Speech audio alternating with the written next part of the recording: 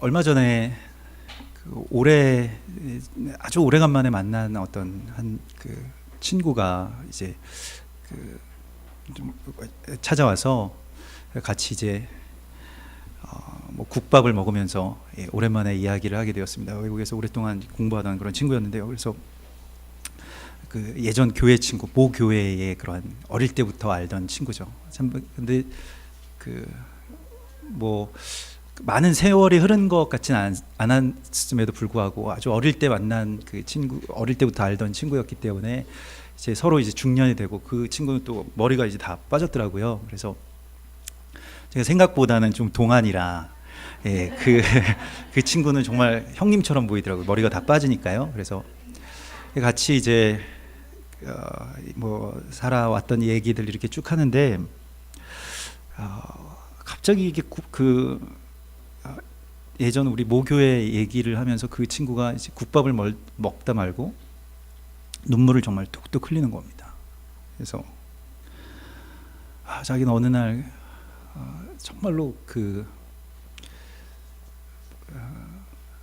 예배 끝나고 나서 나와서 골목에서 막 통곡을 했다는 거예요. 사람들 잘 그렇게 다 예배 드리고 다 아멘 하면서 이렇게 돌아가는 그 길 모퉁이 그 전봇대 밑에서 혼자서 막 너무 많이 울었다는 거예요. 그 얘기를 하면서 또 국밥을 먹으면서 또 눈물을 뚝뚝 흘립니다. 그래서 그만하라고. 우리가 너무 주책이다. 우리 남자 둘이서 국밥 먹다가 울면은 국밥집에도 예의가 아니고, 그러니까 우리 그 얘기는 그만하자 그랬는데 마치 그런 뭐 우리가 모 교회라고 말하지 않습니까? 엄마와 같은 교회가 돌아가신 것과 같은 그런 느낌을 느꼈다는 거예요. 성도들이 줄어들어서도 아니고 뭐 다른 뭐 어떤 문제가 있어서도 아닌데 하나님의 언약 안에서 세워진 어떤 그 교회의 뭐 죽음을 본 것처럼 이렇게 안타까운 마음을 또 그 수만 명의 성도들이 이렇게 쏟아져 나오는 그 골목 길 모퉁이에서 자기만 그것을 느끼고 있다는 것에 대한 어떤 충격이나 외로움 같은 것들을 저에게 토로하더라고요. 그래서 너는 어떠냐 저에게 이렇게 묻는 것이었습니다. 교회의 죽음, 또 마치 그 엄마가 죽은 것과 같은 그러한 자리 가운데 있는 오늘날의 성도들, 또 오늘날의 한국교회의 많은 성도들의 이야기일 수도 있을 것입니다. 우리가 뭐 울진 않았지만은 그러한 어떤 허망한 마음들을 생각하고 있을지도 모릅니다. 뭐 나는 뭐 교회를 걱정할 그런 새가 별로 없었다, 그냥 그렇게 이야기했죠. 뭐 나부터가 뭐 살아있던 것인지 또 죽어있던 것인지 몰랐기 때문에 그런 걸 잘 느낄 수가 없었다. 그래서 뭐 그렇게 좀 더 다른 어떤 길을 그렇게 걸어왔던 그런 그 친구와 또 공통적인 이야기들을 이렇게 만나면서 옛 것이 이제 지나간다. 그러니까 오늘 이 본문 가운데서도 옛 것에 대한 어떠한 옛 것이 지나가고, 또한 옛 것이 이제 낡아졌고 또 새로운 것이 왔다라고 하는 것에 대해서 우리 안에는 많은 어떤 저항이 있구나, 그런 생각을 하게 되었습니다. 미련이 너무 남는 것이죠. 뒤의 것을 계속해서 보고 또 아쉬움들과 또 슬픔들이 너무 많이 남아있는 것이죠. 옛 것이 지나갔다라고 하는 것은 예전 것이 뭔가 잘못돼서 지나갔다라고 하는 것은 아닐 것입니다.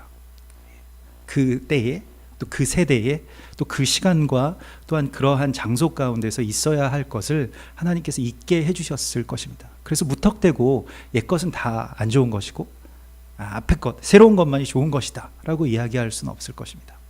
그러나 오늘 하나님께서 우리에게 새 언약의 대제사장을 우리 가운데 소개시켜 주십니다. 그분은 바로 예수 그리스도이시죠. 근데 대제사장이라고 하는 말이 있다면 우리가 생각해 봐야 되는데, 그러면 소제사장도 있지 않겠습니까? 그러니까 대제사장이 있으면 소제사장이 분명히 있을 것입니다. 안 그러면 그냥 뭐 제사장이라고만 하면 될 것 같은데요. 그런데 정말로 이 성전 시대의 그 제사장 제도 가운데서 보면 그 대제사장, 그 해의 대제사장이 1년에 한 차례씩 대속죄일에 지성소로 들어가게 되고, 나머지 제사장들 그 제사장들과 레위인들 한 500여 명 정도가 되었다고 하는데, 그 500여 명이 그 한 번의 제사를 위해서 함께 도왔다는 거예요.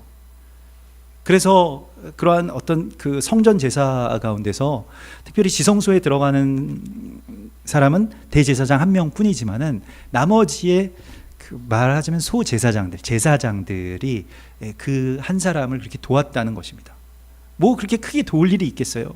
성경에 보면 뭐 그 예배에 대한 어떤 그러한 양식 같은 것이 나오고 피를 몇 번 뿌리고 어디에 가서 뭘 해라 하는 것인데 그렇게 복잡하지 않습니다. 그 대제사장 정도 되는 사람이면 그냥 혼자서도 그렇게 할 수 있었을 거예요. 그런데 500여 명 되는 그 제사장들이 같이 한 달 동안 같이 그 일을 위해서 합숙하면서 또 스스로를 정결하게 하고, 특별히 그 대제사장이 그러한 대속죄의 제사를 잘 드릴 수 있게끔 같이 기도하고, 또 그 절체절명의 어떤 그 순간 가운데서 그 대속죄일의 그 한 번의 그 제사를 위해서 그렇게 기도를 했다는 것입니다. 함께 애를 썼다는 것입니다. 그래서 마치 그 모든 사람들이, 여러분 생각해 보십시오. 500명이 같이 그 예배를 준비한다라고 하는 그런 생각을 해보십시오. 한 일을 위하여서 그 500명이 그렇게 애를 쓰면서 나아갔다는 것이죠. 그것이 바로 대제사장의 의미입니다. 그러니까 대제사장 예수 그리스도께서 지금 하나님 보좌 우편, 그러니까 지성소와 같은 하나님 보좌 우편에 계시죠. 지성소라고 하는 것이 이 땅에 있었던 지성소의 그 휘장이 예수님 십자가에 달리시면서 이렇게 찢어졌잖아요. 지성소가 어디로 가게 된 것입니까? 하나님 보좌 우편까지 쭉 올라간 것입니다. 예전에 다윗의 장막처럼. 다윗의 장막은 어떠한 휘장 같은 것이 있었던 기록이 없죠. 그냥 장막이었습니다. 그곳에서는 모든 예배자들이 사실은 다 제사장이었던 것이죠. 주님 앞에 나아갈 수 있었고, 또 그렇게 그들이 예배 드린 것이 그러면 어떤 의미이냐, 제사장은 그럼 뭐냐라고 하는 것에 대해서 오늘 성경에서 이렇게 말씀하고 있습니다. 제사장은 예물을 드리는 사람이다. 굉장히 간단하게 말씀하고 있어요. 제사장이라고 하는 사람은 예물을 드리기 위해서 있다. 예물이라고 하는 것이 무엇입니까?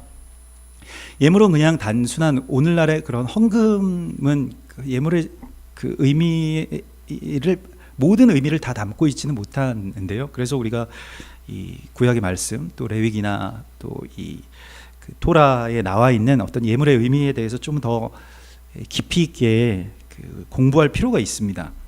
하지만 이제 예물을 드린다라고 할 때 이 예물은 전체적인 느낌은 무엇이냐면 뭐 민하라고도 하고 뭐 알야라고도 하고 또 코르반이라고도 하는데, 그것은 하나님께 가까이 가기 위해서 드리는 뇌물, 그러니까 뇌물의 성격이 굉장히 강합니다. 그러니까 이것을 드림으로써 봐주시는 것이죠. 하나님께로 가까이 가기 위해서는 우리의 어떤 거룩함이 요구되는데, 우리는 죄에 완전히 그 죄에서 태어나서 죄에서 살아가고 있기 때문에 누구나 뭐 더 우리가 도토리 키재듯이 나는 선하고 너는 악하다 이러한 개념이 거룩하신 하나님 앞에는 없잖아요. 그렇기 때문에 하나님께 가까이 나갈 수 있는 권세는 우리가 다 없습니다. 근데 그 권세를 주시는 분이 누구냐면 바로 대제사장이죠. 대제사장이 예물을 드림으로써 그것이 가능하게 되었다는 것입니다. 뭐 적절한 그 이야기인지는 모르겠습니다만은, 예전에 아직 제가 어릴 때 그 아버지하고 아버지 친구분과 함께 어디를 이렇게 놀러 가게 되었는데, 그 가족들이 이렇게 놀러 가게 되었는데, 그 작은 차에 이게 두 가정이 막 끼어 타가지고, 이게 차 한 대뿐이었으니까요. 그러니까 아버지가 뭐 그때 무슨 포니 차를 뽑으셨다고, 그래서 이제 처음으로 이제 여행을 가는 겁니다. 그 작은 차에, 포니 차에 두 가족정이 타고 이제 가는데, 이 강원도 이 미시령 고개를 그 넘어가는 그 찰나에 그 넘어가서 다 아래까지 내려갔는데 저 뒤에서부터 경찰이 따라왔다는 거예요. 예. 그래서 그냥 오나보다 했는데 그 뭐 비도 부슬부슬 오고 뭐 어제처럼 그러한 날이었는데, 경찰이 따라와서 위반하셨다고, 이게 정원 초과 위반하셨다고. 근데 그 고개를 같이 넘어왔다는 경찰이 그걸 잡으려고. 그래서 경찰도 그 뭐 이렇게 변변한 뭐 그런 게 아니라 뭐 이렇게 오토바이 아주 작은 오토바이 타고 이렇게 저쪽 동네 경찰이 다시 따라 올라오신 겁니다. 그래서 겨우겨우 알지 못하다가 이제 나중에 이제 그 고개를 다 넘고 이제 정차하니까 그때서야 이제 와서 이렇게 잡으실 수가 있었던 것이죠. 어떻게 보면 좀 코미디 영화 같은 것인데, 그런데 이제 그때 뭐 또 우리가 다 긴장했잖아요. 경찰 아저씨가 우리를 잡았다 이게 긴장했는데 옆에 있던 그 아버지 친구분이 걱정하지 말라고, 자기가 다 해결한다 그러면서 딱 나가시더라고요. 그래서 처음에는 되게 심각하게 얘기를 나누시다가 나중에는 막 서로 웃으면서 잘 돌아가시라고 막 그러면서 이제 돌아오셨습니다. 그래서 뭐 어떻게 된 거냐고 그랬더니 우리가 이게 지금 가족들이 이렇게 많이 타는 거는 정원초가 이거 위반이 있지만은 그냥 5,000원짜리 하나 찔러 드렸지 뭐 그러면서 이제 가는 거예요. 예, 그래서 그때 처음으로 세상을 이렇게 살 수 있구나라고 하는 것을 이렇게 그 어른으로부터 이제 배우게 되었죠. 지금 하면 뭐 큰일 날 소리입니다. 정말 그 호랑이 담배 먹던 시절의 이야기이죠. 예, 지금 뭐 뇌물, 공여죄 뭐 이런 걸로 또 더 크게 가중처벌을 받을 일들이지만은 서로 그렇게 그렇게 해서 서로 이렇게 막 되게 친하게 이렇게 되는 것을 보면서 깜짝 놀랐는데요. 그런데 대제사장이 드리는 예물이 그런 성격을 가지고 있다는 것입니다. 하나님과 우리가 화해할 수 있는 길을 열어주신다는 거예요. 그 예물이라고 하는, 그 제물이라고 하는 것이. 그러니까 대제사장의 제물은 무엇인가를 하나님께로 드리는데 자기를 위해서 드리는 것이 아니라 저 뒤 대제사장이 책임지고 있는 대제사장의 그 공동체, 대제사장이 그들의 어떤 피를, 그 생명을 책임지고 있는 사람들이 있습니다.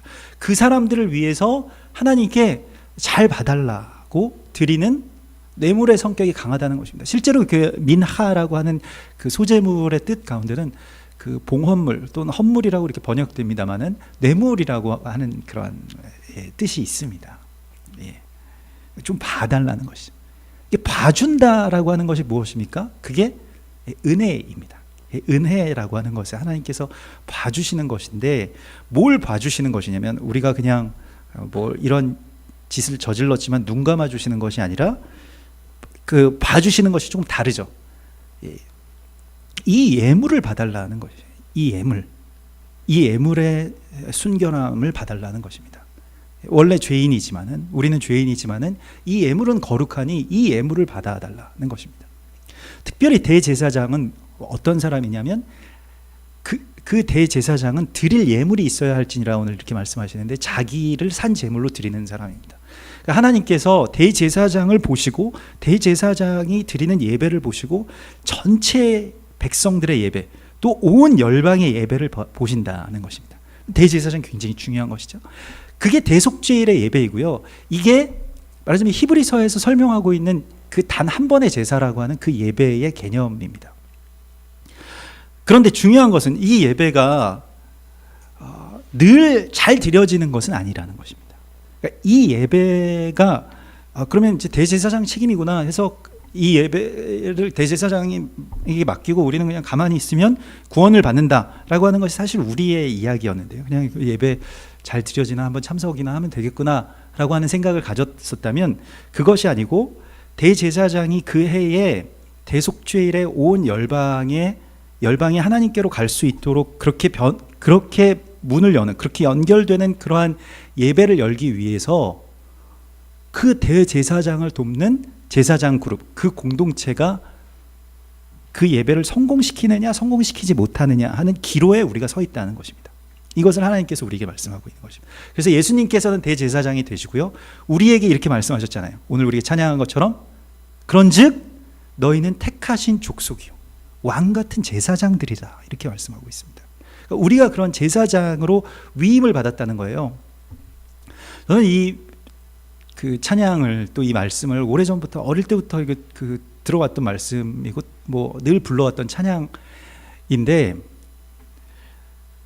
어느 날 이 찬양과 이 말씀이 내 안에서 정말로 성령께서 내 안에서 이렇게 흘러나오는 그런 경험을 하게 되었습니다. 그리고 제사장으로 부르신 소명과 그 부르심과 제가 이제 화해를 할 수 있었는데요. 뭐 예전에도 말씀드렸지만은 저는 그런 어떤 제사장의 사명이 저에게 있다고 생각하진 않았습니다. 그냥 예수를 안 믿진 않을 테니까 나에게 뭐 제사장의 사명이 있다 또는 뭐 목사 되라 이런 말은 나에게 하지 말라. 이것이 저의 어떤 그런 그 자세였거든요.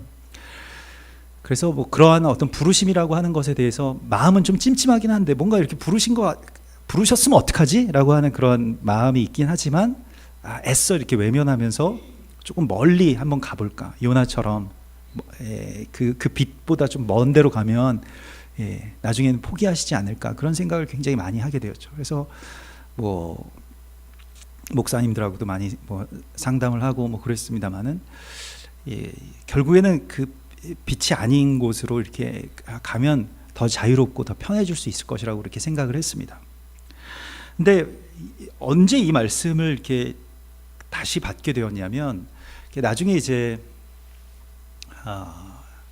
신학교를 꼭 가려고 하는 것은 아니었고 또 어떻게 하다 보니까 그 교회 저희 모교회 친구들이 이제 그 대학을 졸업할 무렵에 갑자기 도서관에 그 교회 도서관에 이렇게 있는 거예요. 그래서 저는 이제 뭐 다른 책을 보고 있었는데 도서관에서 뭘 이렇게 문제를 풀고 있길래 뭐 하냐 그랬더니 이제 장신대 신대원 준비한다고. 그래서 문제 한번 보자 그러니 제가 이렇게 봤습니다. 근데 저 어릴 때부터 성경 만화 이런 걸 굉장히 많이 읽었거든요. 항상 그 성경 만화 이렇게 전집을 집에 있는 만화책이라고는 그거밖에 없어가지고 계속 읽었는데 보니까 내가 풀어도 풀 수 있을 것 같은 거예요.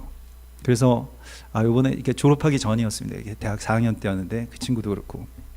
그래서 이번에 내가 그 졸업하면서 이 시험을 보려고 하는데 너도 같이 볼래? 그러는 거예요. 그래서 그 뭐 특별히 뭐 다른 어떤 계획이 있는 것도 아니었기 때문에 우리 같이 볼까? 그래서 같이 이제 보게 됐습니다.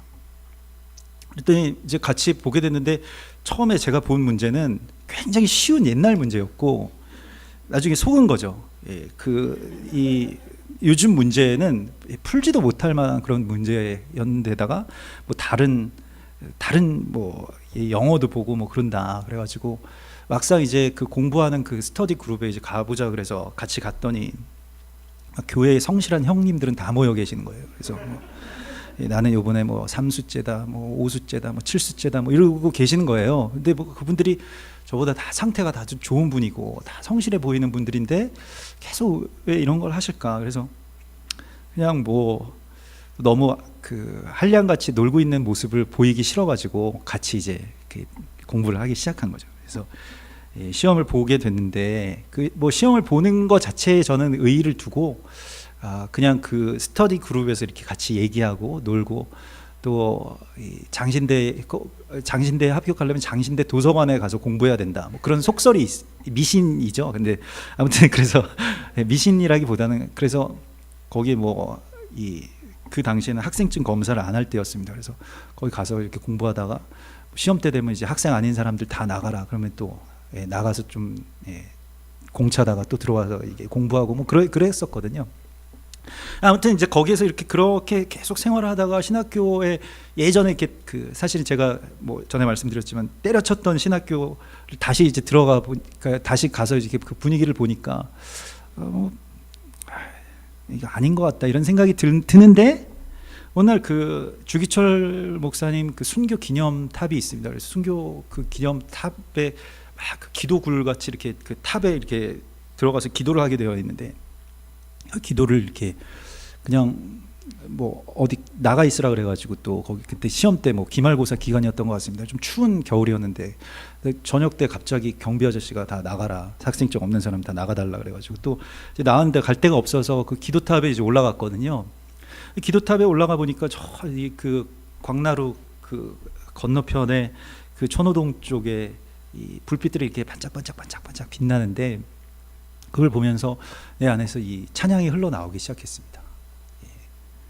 너는 택한 족속이요. 그런 찬양이 그냥 뭐 아는 찬양이니까 흘러나왔겠습니다만은 근데 그러면서 이제 갑자기 저도 그때 펑펑 울게 된 거죠. 내가 정말 저 어둠의 어떤 언저리 가운데서, 저 어두컴컴한 곳에서, 저 빛의 사각지대에서 그냥 또 세상을 시니컬하게 보면서, 남 흉보면서, 또 한숨 지으면서 세상은 왜 그렇게 살기가 어렵냐는 둥 뭐 그러면서 살아갈 사람을 하나님께서 여기까지 빼내주셨구나. 여기에 올라와서 거길 보니까요, 거기 저 불빛 아래에 제가 있었던 그런 생각이 나는 겁니다. 그래서 너를 어둠 가운데서 불러내어 그의 기이한 빛에 오게 하셨다. 그 기도탑은 아무런 불빛이 없고 아주 어두컴컴한 그런 기도실이었는데, 그걸 보면서 그곳이 더 환하게 느껴지는 거예요. 하나님이 정말 부르셨을지도 모르겠다라고 하는 그런 생각을 하게 되었고요. 또 그러면서 성령께서 그 안에서 깊이 터치하셔서 그때 새 언약의 대제사장이신 예수 그리스도께서 나를 제사장으로서 부르셨구나. 거기에 대해, 그러한 부르심에 대해서 말하자면 화해할 수가 있었던 것이죠. 사실 그 이전에, 그때가 이제 뭐 밀레니엄 뭐 그런 때여가지고 막 세상이 뭐 뒤집어진다, 변한다, 뭐 이러한 시기였거든요. 그래서 근데 그 땅에 있는 제단은 이미 제단이 아니라고 하는 것을 제가 그때 알게 되었습니다. 뭐 그 당시에 그 사람들이 이미 섬기고 또 가장 그렇게 거룩하게 생각하고 있는 곳은 이 세상의 가장 높은 곳이구나라고 하는 것을 그때 알게 되었죠.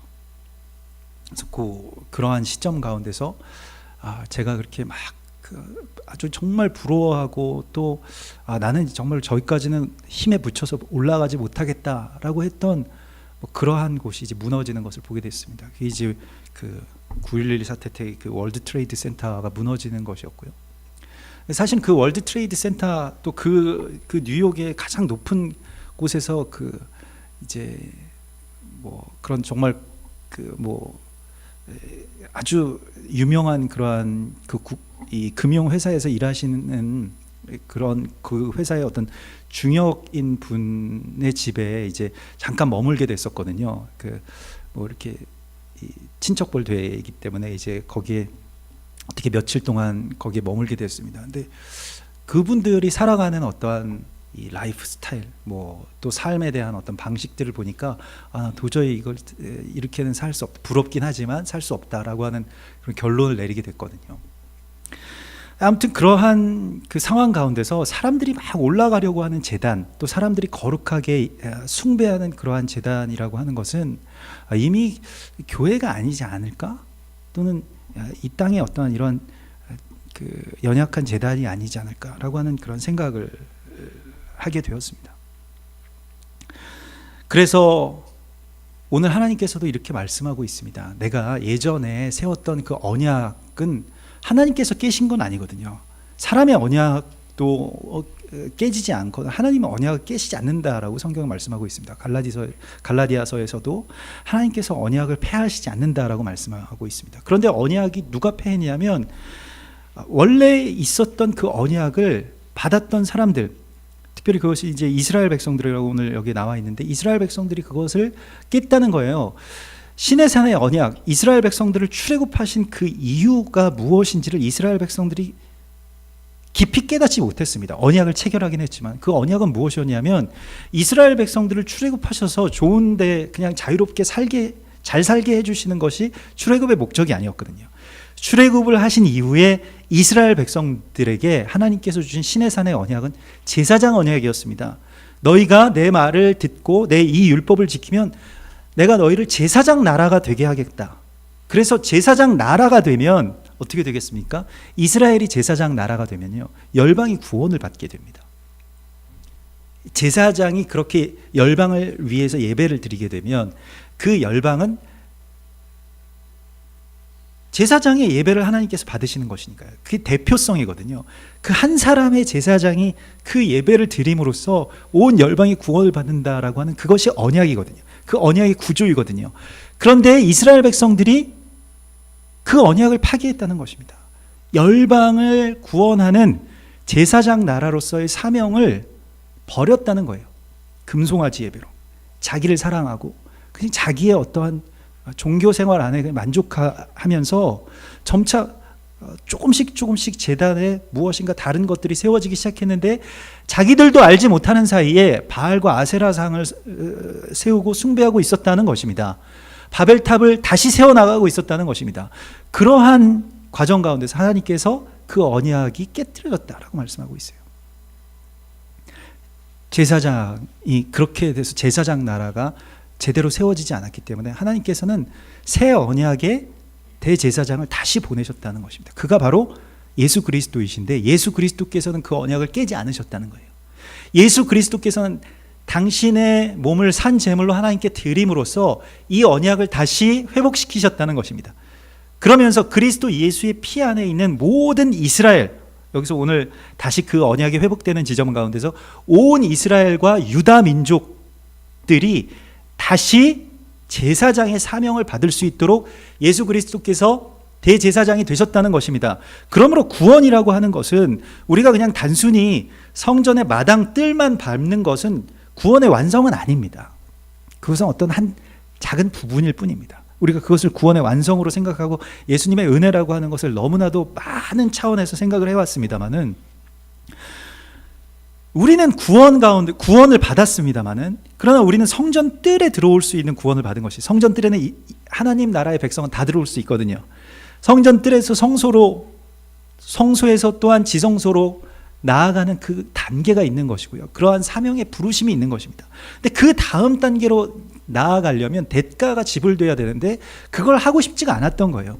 나의 삶의 전부를 하나님께 드리는 것, 나의 삶이 온전히 제사장으로서의 삶을 살아갈 수 있는 그러한 산 제물로서 하나님께 바쳐질 때 나머지의 사람들, 열방의 사람들의 마음 가운데 하나님의 언약, 하나님의 말씀, 하나님의 은혜가 새겨지게 되는 것이라고 말씀하고 있습니다. 그러니까 이것은 그냥 모세가 시내산에 올라가서 돌판에다가 새겨온 언약과 비슷하긴 하지만은 다른, 그러니까 더 발전된, 그러니까 더 나아간 새 언약이라는 것이, 더 좋은 새 언약을 우리 가운데 주셨다는 것입니다. 이 부르심이 우리 가운데 있다라고 하는 것이죠. 근데 우리는 안타깝게도 이 부르심에 응답을 하지 못하고 있다는 것입니다. 왜냐하면 마지막 때의 모든 다른 사람들처럼 우리도 그냥 나 사랑하기에 바쁘다는 거예요. 그래서 디모데후서에 보면 너는 이것을 알라, 말세에 고통하는 때가 이르게 되면 사람들이 어떤 모습을 띠고 있냐면 자기를 사랑하는 사람들이 자기를 사랑하며 돈을 사랑하며 자랑하며 교만하며 비방하며 부모를 거역하며 감사하지 아니하며 거룩하지 아니하며 경건의 모양은 있으나 경건의 능력은 부인하니 이 같은 자들에게서 내가 돌아서라, 이렇게 말씀하십니다. 모양이나 형식이나 다른 어떤 것들이 다 우리가 예수를 잘 믿는 것처럼 되어 있습니다만은, 그러나 실제로 제사장의 사명에 대하여서 우리가 나 자신을 산 제물로 드리지 못하고 있다라고 하는 것입니다. 이렇게 되면 어떤 일들이 벌어질까요? 땅이 직접 하나님께 호소를 하게 됩니다. 제사장이 하나님께 호소하지 않으면 땅이 직접 호소한다고 성경이 기록하고 있어요. 땅이 호소하는 지경이 어떤 지경인 줄 아십니까? 사람들의 피가, 무고한 자들의 피가 이 땅에 뿌려지게 될 때 땅의 신음소리를 하나님께서 듣고 내려오십니다. 그래서 땅에 있는 사람들을 심판하십니다. 더 이상 땅에 피를 흘리지 못하게 하도록. 그제 프랑스에서 엄청난 테러가 있었죠. 또 레바논의 베이루트에서도 상대적으로 덜 알려졌습니다만은 거의 그와 비슷한 그 사상자들이 있는 그 테러가 발생했습니다. 지난 10월부터 현재까지 이스라엘과 팔레스타인에서 약 100여 명이 되는 사람들이 피를 흘리고 있습니다. 생각을 해봤습니다. 얼마나 사람을 미워하면 사람을 죽일 수 있을까? 얼마나 증오가 그 모든 어떤 생각들과 동정심과 또한 어떤 자제심을 넘어서면 사람을 그렇게 정말로 이게 팔레스타인 사람들 지금 칼로 그냥 여자들이나 아이들이 갑자기 칼을 꺼내고 길물어 보다가 그냥 찌르고 있거든요. 이건 뭐 조직화된 테러도 아니고 어떤 뭐 막을 수 있는 길도 없는 것이죠. 엄청난 증오들이 이 땅에 켜켜이 쌓여져 있는 상황 가운데서 어떻게 하면 그렇게 사람들을 죽이고 또 죽여나갈 수 있을까? 그것이 계속 이제 막 눈더미처럼 계속 쌓여서 그 증오의 덩어리들이 너무나도 커져서 이 세상이 이것을 감당할 수 없는 처지가 되고 사람들의 피가 계속해서 땅에 떨어지고 땅이 신음하면서 하나님께 호소하고 있는 이 상황 가운데서 우리는 무엇을 해야 하는가라고 하는 것을 하나님께서 오늘 우리에게 말씀하십니다. 이것은 제사장이 하나님 앞에 호소해야 할 일이라고 말씀하고 있습니다. 제사장이 제사장 사명을 하지 못하면요, 교회가 다른 엉뚱한 금송아지 제단을 쌓고 거기에서 돈을 사랑하고 자기를 사랑하고 그래서 자기만 귀하고 자기만 위로받아야 되고 나만 지금 힘들고 하는 것들에 집중되어 있으면 언약이 뒤틀리고 깨진다는 것입니다. 여기에 대하여서 우리가 하나님의 그 애타는 마음을 갖고 주님 앞에 다시 호소해야만 이 제사가 회복됩니다. 이 예배가 회복되는 것입니다. 우리는 그저 종교적인 어떤 그런 예배 안에서 예배에 참석하면 면죄부를 받는 것과 같이 그렇게 우리가 생각하면서 다시 언약에서 멀어져 왔었습니다. 하나님께서는 오늘 우리에게 우리 한 사람 한 사람, 여러분들 한 사람 각 사람을 제사장으로 부르셨다라고 말씀하고 있어요. 제사장의 부르심이라고 하는 것은 제가 여러분들을 설득한다고 해서 여러분들이 그것을 받아들이고 그것을 느끼고 하는 것은 아닙니다. 하나님께서 여러분 한 사람 한 사람을 각자 만나주시고 또한 그렇게 일으켜주시고 이끌어주실 것이라고 말씀하십니다. 우리가 그것 때문에 오늘 이곳에 있는 것입니다. 하나님께서 어떠한 훌륭한 연설로 훌륭한 설교로 사람들을 설득시킬 수 있다라고 전혀 말씀하지 않았어요. 바울이 설교한 가장 최고의 설교는 어쩌면 그 아테네나 그러한 이 스토아 철학자들과 더불어서 이 아레오바고에서 설교한 그 설교입니다. 굉장히 아주 논리적이고 현학적인 그런 설교를 하고 사람들이 논리로 꼼짝 못하게 그렇게 만들었습니다만은 열매가 없었어요. 설득당하고 설득시킬 수 있는 것이 아닙니다. 오늘 하나님께서 이렇게 말씀하십니다. 그날에 너희가 많은 사람들에게 예수 믿으라고 할 필요가 없게 될 것이다. 이미 그들이 그렇게 너희의 제사로 말미암아 너희가 그 몸을 들인 산 제사로 말미암아서 사람들이 이미 예수를 믿고 있을 것이라고 말씀하고 있어요. 조선에 와서도 선교사님들이 깜짝 놀란 것이 이미 사람들이 예수를 받아들일 준비가 되어 있었고 또 이미 말씀을 연구하고 있었던 사람들이 있었다는 거 아닙니까? 이미 자생적으로 예수 그리스도를 예배하고 있었던 사람들이 있었다는 거예요. 깜짝 놀란 것입니다. 이런 일들이 어떻게 일어날 수 있느냐? 오늘날에도 우리가 알지 못하는 사이에 안 좋은 일들도 일어나지만 갑자기 성령에 의해서 구원을 받고 또 양육을 받고 그렇게 해서 한국 교회도 지금 이스라엘에 대해서 여러 그런 기도도 하고 또 거기에서 애쓰는 분들이 또 때때로 실망하기도 하고 아니면 이단 아니냐고 의심받기도 하고 그러한 상황입니다만은 최근 들어서 1, 2년 사이에 이스라엘에 가면 중국인들이 갑자기 폭발적으로 중국인들이 들어와서 예배를 하기 시작하는데 이 사람들은 어디서 나오는 사람들입니까? 이게 그 계시록에 나와 있는 어떤 그런 질문처럼 어디서 이 사람들이 나오는 거죠? 라고 깜짝 놀라서 물어볼 정도로 갑자기 중국 교회가 그러한 것에 대해서 언제 양육을 받았으며 언제 그것이 열렸는지 모르겠습니다만은 아주 예언적인 그러한 예배자들이 예루살렘이나 이스라엘 전역에 들어와서 그렇게 기도하고 있는 것을 목격하게 됩니다. 기도라고 하는 것은 하나님께서 한마디도 허비하지 않으십니다. 그것이 다 향연과 같이 쌓인다고 말씀하십니다. 그것이 채워지면 이 땅 가운데 부어지게 될 것이라고 말씀하십니다. 우리가 새 언약의 대제사장이신 예수 그리스도께서 하나님 앞에 그렇게 온전한 제사를 드리실 수 있도록 우리가 이 땅 가운데서 기도하고 애쓰고 또 우리의 지금 작은 헌신 또 각 개인의 어떤 산제물됨의 제사를 하나님 앞에 온전하게 드릴 때 하나님께서는 이 땅을 고쳐주시겠다고 약속하셨습니다. 이것이 제단의 언약이고 이것이 폐해진 것이 아닙니다. 어떤 한 사람이 또 어떠한 교회가 폐해졌다면, 그것이 옛것이 되어서 낡아졌다면 이제 하나님께서 부르시는 부르심의 새로운 부르심의 사명을 우리가 깨달아야 할 것입니다. 우리는 어쩌면 믿음의 영웅들, 또한 우리의 어머니와 같은 그런 모교회들의 죽음들을 우리의 눈앞에서 목도했을 것입니다.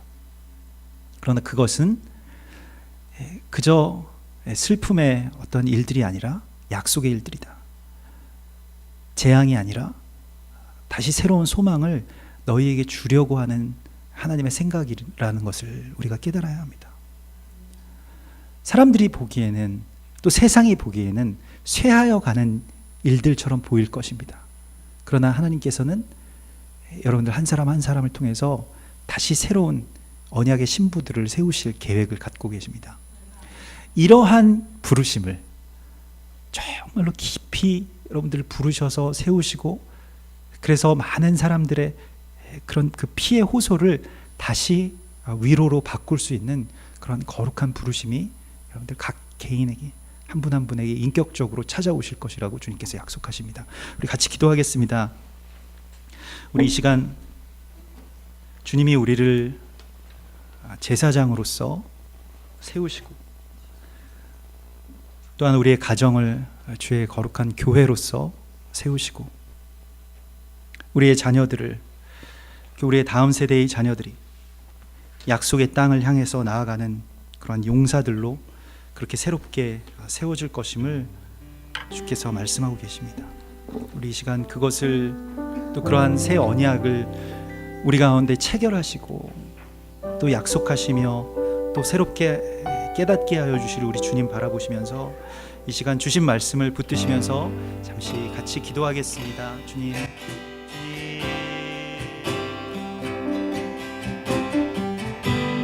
주여, 이 땅의 통곡, 이 땅의 탄식, 주여, 이 땅의 피의 호소를 들으시나이까.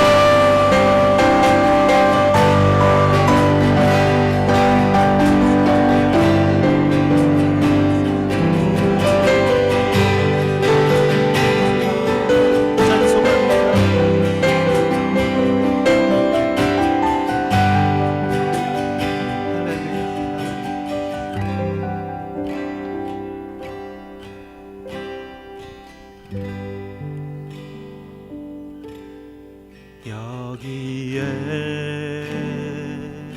모인 우리 주의 은총 받은 자여라. 주께서 이 자리에 함께 계심을 아노라. 언제나 주님만을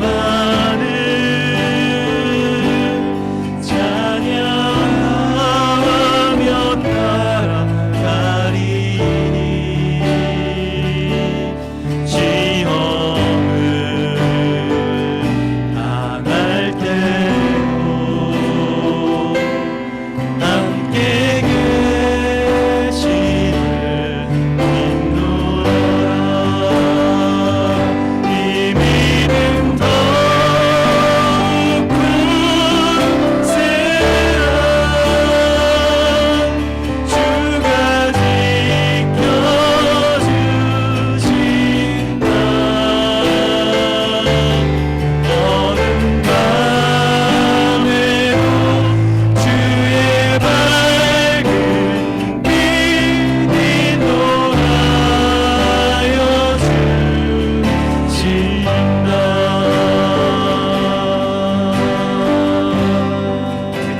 자리에서 일어나셔서 나 자신을 하나님의 거룩한 산 제물로 드리기를 원합니다. 이렇게 고백하면서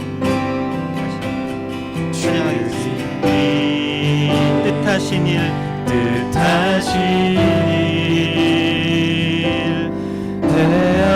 되하리기 어렵더라도 언제나 주 뜻 안에 내가 있음을 아노라. 사랑의 말씀들이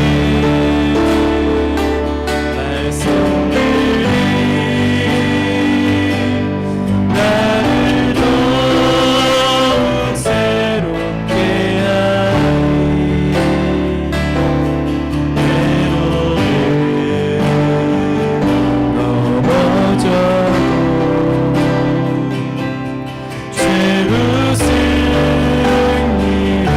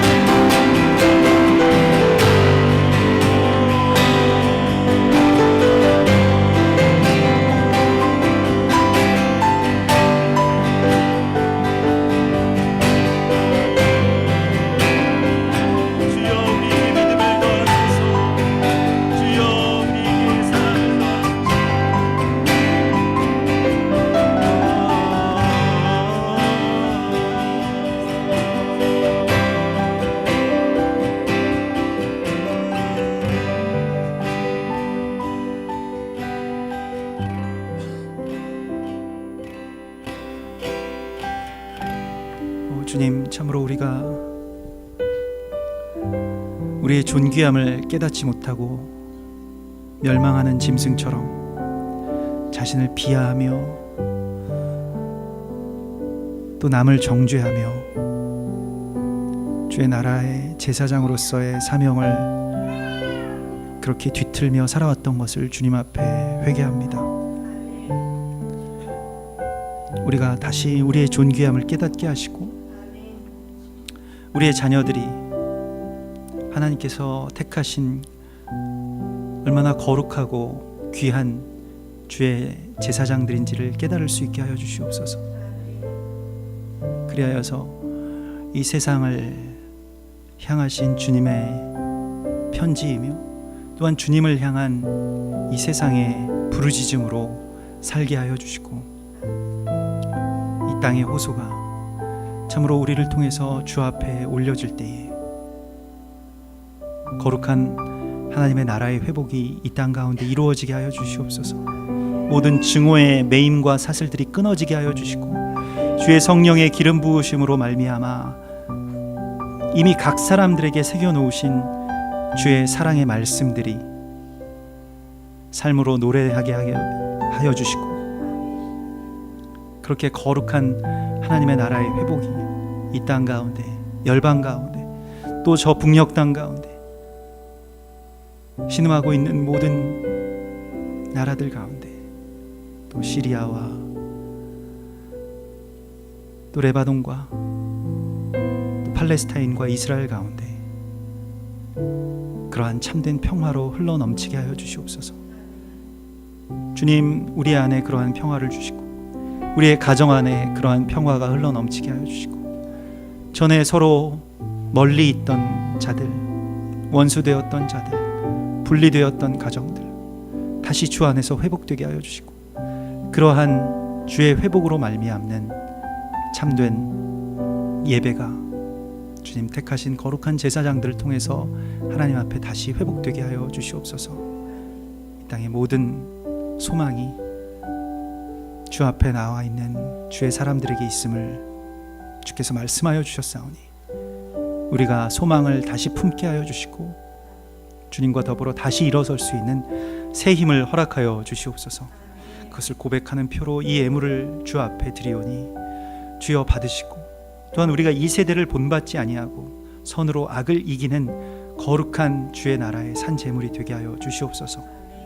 이제는 우리 주 예수 그리스도의 구속의 은혜와 아버지 하나님의 크신 사랑하심과 성령님의 교통하심이, 주께서 제사장으로 불러주신 거룩한 주님의 성도들과 가정 위에, 그리고 이 나라의 모든 주의 사랑하시는 사람들과 또 저 북녘 땅의 백성들, 온 열방과 이스라엘의 자녀들 위에 이제로부터 영원까지 함께 계실지어다.